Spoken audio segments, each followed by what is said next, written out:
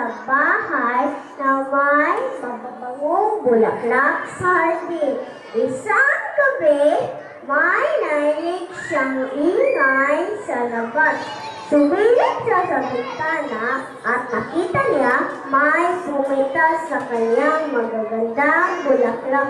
Mga lapastangan, hindi na kayong nagpaalam at sinigapan ninyo ang halaman.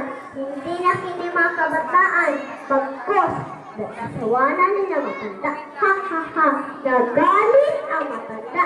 Mula ngayon ay pabawasahan ko kayo. Hindi nila namamalayan na unti-unti na pala silang liliit at tinubuan ng mumunting pakpak.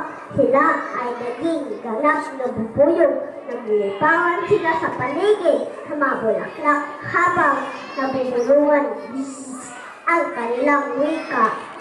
Salamat, Gerard.